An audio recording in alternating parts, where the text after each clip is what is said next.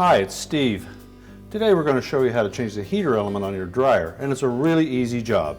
All we're going to need is a Phillips screwdriver and a Stubby Phillips screwdriver, and you may also want a pair of needle nose pliers. Let me show you how we do it. Now before we begin this repair, the first thing we'll need to do is to disconnect power to the dryer. So if it has a cord on it, simply unplug it, or if it's a hardwired dryer, locate the fuse or breaker panel and turn the power off there.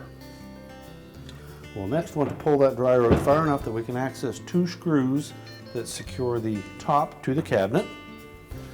And we'll remove those two screws and just slide that top back about ½ inch and then lift it off and set it aside.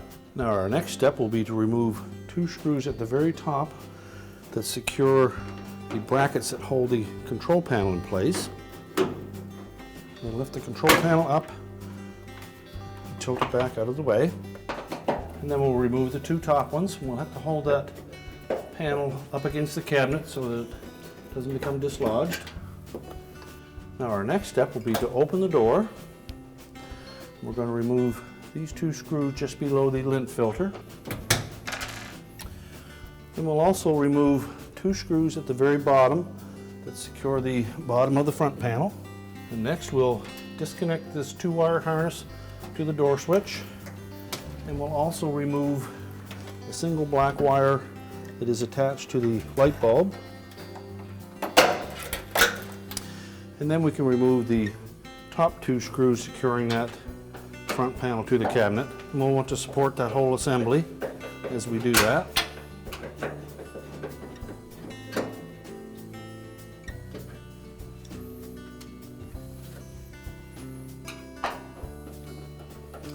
Now with all the screws removed, we're next just going to lift up on that front panel to disengage 4 clips that hold it into the cabinet. Then we'll turn it around so that we can access the door catch. Now next we'll need to remove this front bulkhead, and to do so we'll want to either detach that zip tie that holds the wire harness to it, or cut it and replace it. It looks like there's lots of room to remove this one, so we're just going to take a thin flat blade screwdriver. We're going to release that catch and we'll pull it off. We'll next remove that single white wire from the light bulb, and then disconnect the 2 harness connectors by first releasing the locking tabs and then pulling them apart. And then we'll set the console aside. Now next we'll remove 2 screws that secure this support bracket from the back to the front, and then just lift the little metal tabs out of the slots. And then we'll remove 2 Phillips screws on the bottom, and then we'll just lift that front bulkhead away from the drum. And you may need to just lift up on the drum enough to release it.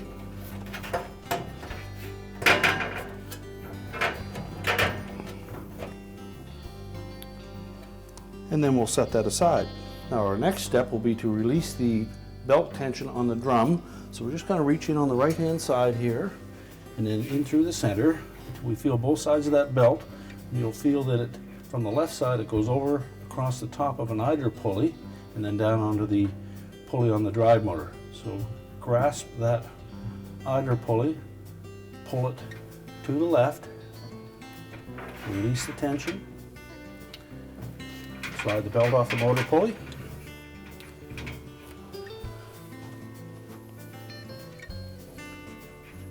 Now at this point we can use that belt to support the weight of the drum. We're just going to lift up on it. Clears the rear drum rollers, and then pull the whole drum right out of the dryer.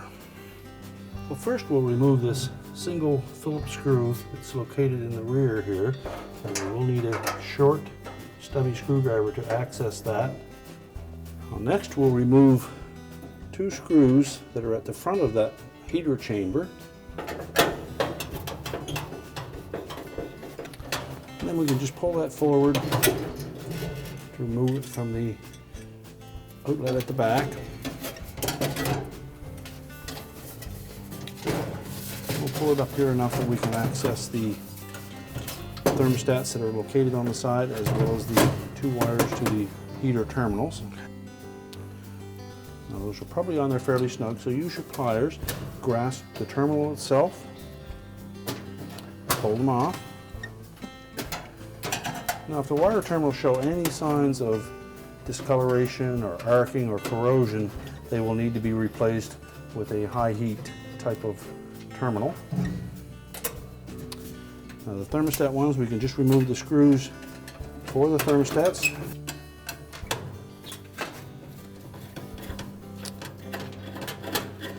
And lastly, the thermal limiter. We can then discard the old heater. We'll then reinstall the thermal limiter and the high limit thermostat to the new housing. Now make sure those screws are tightened securely so that we don't get any vibration or noise. Now before we put the heater chamber back in place, it's a good opportunity to dig out your vacuum cleaner and vacuum up all the lint that's around the motor and the base of the dryer, and as well the outlet for the heater as well. Then carefully lift that heater down into position. We'll reconnect the 2 wires to the element itself. Again, make sure that those are nice and tight and secure. We'll line that heater up with the outlet at the back. We can install the 2 screws at the front of it first.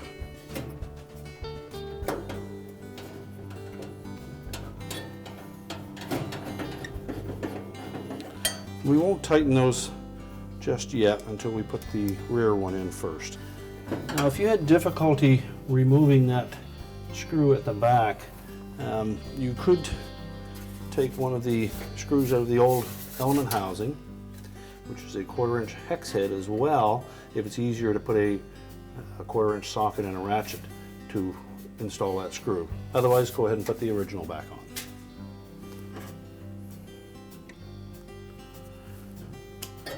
And once we have that rear screw installed, we'll tighten up these 2 front ones. And now we can go ahead and put the drum and belt. Now when installing the drum, first thing we'll do is we'll loop the belt around it, keeping the groove side of the belt against the face of the drum. Then we're just going to lift it into position. And once we get it to the back, we'll want to make sure that we have it sitting up on top of the drum rollers. And just make sure that it will sit flush and rotate. Now at this point we can go in and reconnect that belt to the idler and motor pulleys.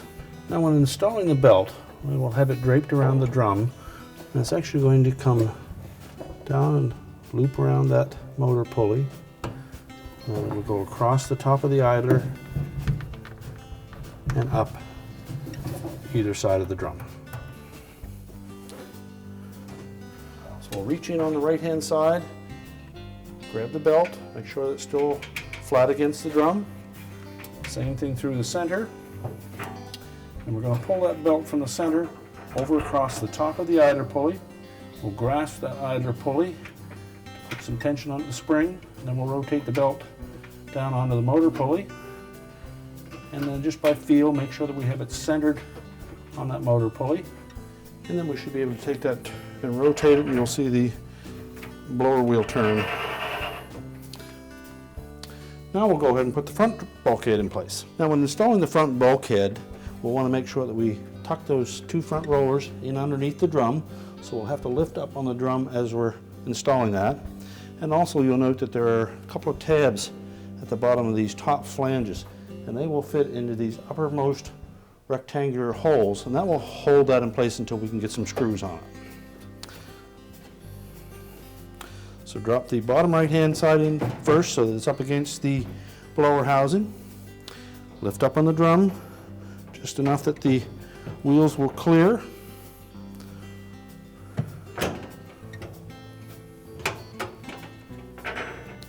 Then lift the whole assembly up, hook those tabs in, feel around and make sure that that felt stayed in place. And you should be able to rotate the drum while holding it on the bottom of that. There, we know everything's free there now. So next we'll put the 2 bottom retaining screws in. And next we'll reposition this support, line it up with those openings, make sure the 2 tabs fit down into the slots, and then install the 2 retaining screws. Now next we'll put the control panel back in position. We'll just lay that across the top of the drum first. We'll reconnect the wire harnesses,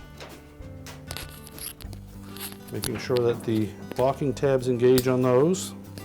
And we'll also reinstall that zip tie to hold those harnesses in place. Now if you cut the original one, you'll need to install a new one there. We can reattach the white wire to the rear terminal on that light bulb. Make sure it fits nice and tight. And then we're ready to put the front panel on. Now when reinstalling the front panel, we'll want to make sure that we line up these 4 fasteners, 2 on the bottom, 2 on the top, with these rectangular holes in the edge of the side panels. And they have a little hook on them, so that will hold them in place until we put the retaining screws in. At the same time, we're going to hold up on that harness so that it doesn't get jammed in the door opening.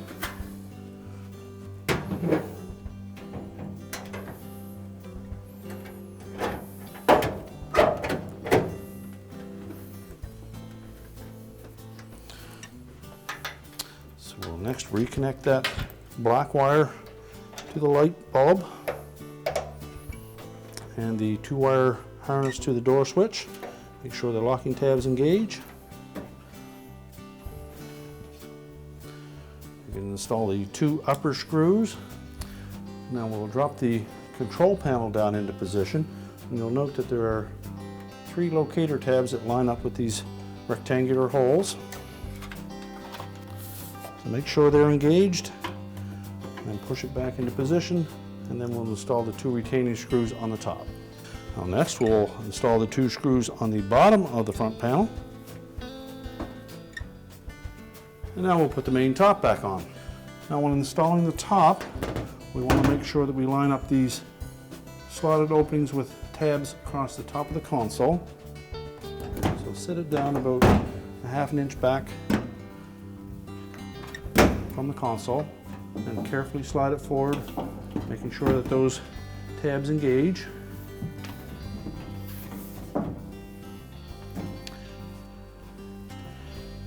And then install the 2 retaining screws at the back. We're now ready to reconnect the power, and our repair is complete.